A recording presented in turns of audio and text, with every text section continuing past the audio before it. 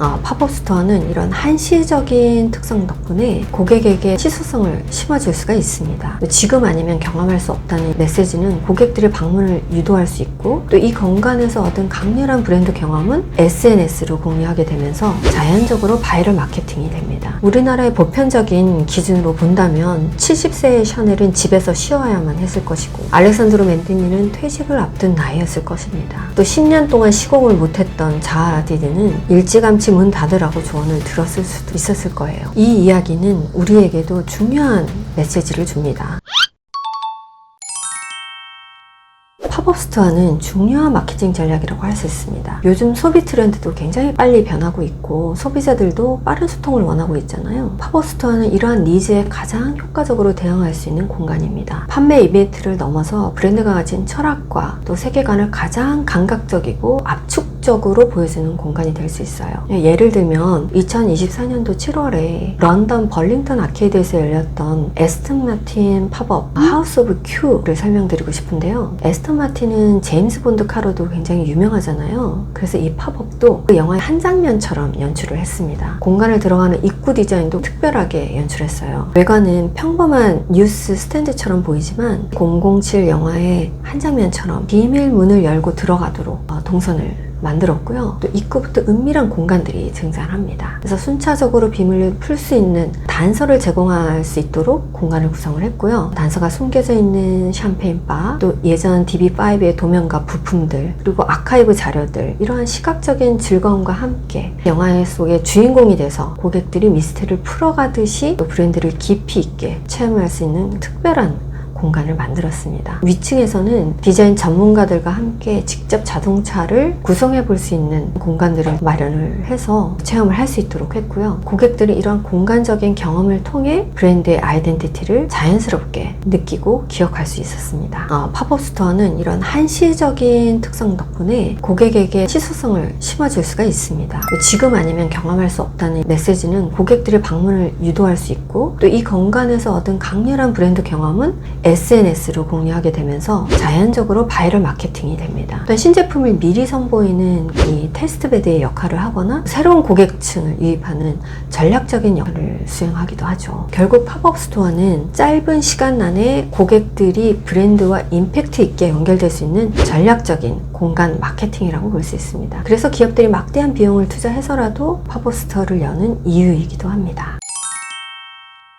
빌바오는 한때 스페인의 쇠락한 중공업 도시였어요. 하지만 1997년 프랑크 게리가 설계한 구겐하임 미술관이 들어서면서 그 도시는 완전히 새로 태어났죠. 건축물의 형태도 굉장히 파격적이었습니다. 물고기 형태의 혁신적이고 유기적인 곡선의 외관은 도시의 산업적 정체성과 미래를 상징적으로 보여주었습니다. 40만 명이 채 안 되는 빌바오에 개관 첫 해에만 130만 명이 넘는 관광객이 방문을 했고요. 경제적 파급 효과도 연간 수천억 원에 달했습니다. 도시재생의 교과서가 돼서 빌바오 이펙트라는 말까지 탄생했습니다. 쇠락했던 빌바오를 문화예술의 도시로 탈바꿈시킨 이 빌바오 이펙트의 핵심은 아름다운 건축물이 들어선 것 뿐만이 아니라 그 건축물이 도시의 정체성과 이야기를 완전히 재정의했기 때문이라고 봅니다. 프랑크 게리의 멋진 건축 디자인, 구겐하임 미술관이라는 브랜드, 그리고 정부의 추진력이 결합돼서 도시 전체의 이미지를 바꾸고 사람들의 인식을 변화시키면서 궁극적으로 경제적인 파급 효과까지 불러일으킨 것이죠.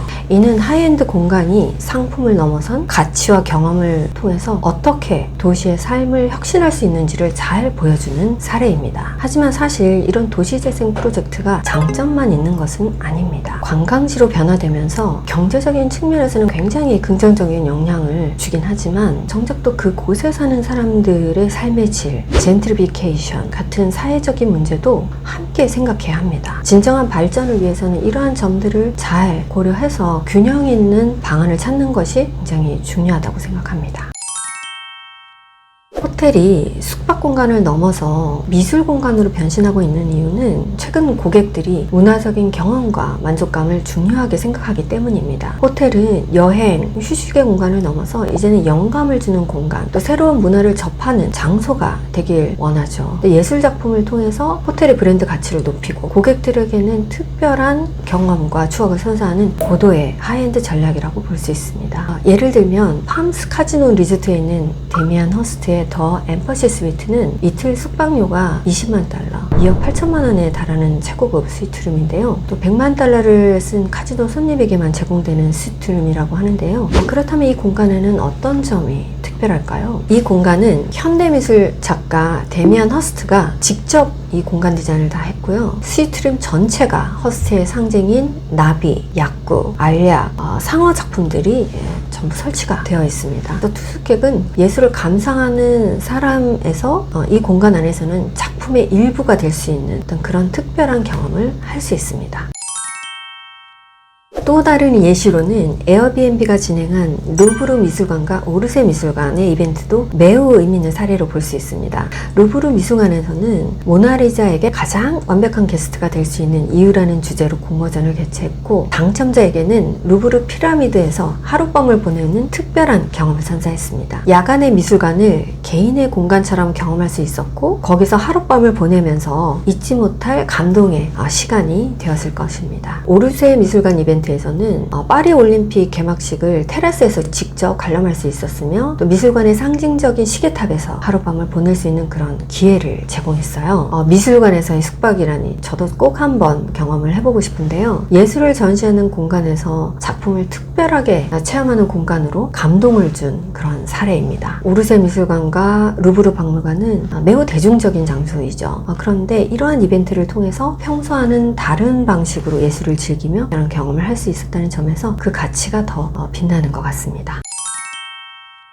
저 역시 이 길을 걸으며 아직도 많이 배우고 노력하고 있는데요. 제일 중요한 점은 바로 자신만의 핵심 가치와 철학을 명확히 하고, 또 그것을 일관성 있게 지켜나가는 진정성이라고 생각합니다. 근데 이 진정성이야말로 하이엔드의 핵심이자 본질입니다. 개인 브랜딩이든 사업이든 마찬가지라고 생각해요. 내가 어떤 사람이고 어떤 비전을 가지고 있는지, 또 무엇을 통해 세상에 기여하고 싶은지 본질을 끊임없이 질문하고 정해야 된다고 생각합니다. 물론 쉬운 일은 아닙니다. 그 과정에서 때로는 흔들릴 때도 있고 돈을 쫓아서 방향을 틀 수도 있고요. 하지만 자신의 진정한 가치와 철학의 뿌리를 내리고 묵묵히 그 시간을 쌓아간다면 결국은 대체 불가능한 나만의 하이엔드가 완성된다고 믿습니다. 우리가 알고 있는 유명한 하이엔드 브랜드들이 처음부터 정상의 자리에 있었던 것은 아닙니다. 처음에는 작은 기반에서 시작했고, 또 중간중간 위기와 우여곡절을 겪었던 경우가 많았지만 결국 위기를 기회로 만들면서 정상의 자리를 지키게 된 것입니다. 예를 들면 가브리엘 샤넬은 2차 세계대전이 일어나고 여러 가지 이유로 인해서 약 15년간의 공백기를 가지게 되는데요. 이후 샤넬은 70세의 파리에 돌아와 다시 브랜드를 일으켜 세워 86세의 생을 마감할 때까지 트위드 자켓, 2.5 핸드백, 투톤 플랫슈즈 등과 같은 현대 패션사의 기념비적인 업적들을 남겼습니다. 우리에게 많이 알려진 샤넬의 상징적인 상품들 중 많은 아이템들이 이때 세상에 나온 것들입니다. 알렉산드로 맨디니는 58세라는 비교적 늦은 나이에 비로소 본인의 디자인 스튜디오를 오픈을 했어요. 물론 그 전에는 편집장으로 많은 업적을 남겼지만 이 스튜디오를 오픈한 그 이후에 그로닝거 뮤지엄, 비블로스 아트 호텔, 건축 작품에서부터 안나 와인 오프너에 이르기까지 디자인의 전 영역을 아우르면서 훌륭한 업적들을 남겼습니다. 그리고 DDP를 설계한 자하디드 건축가는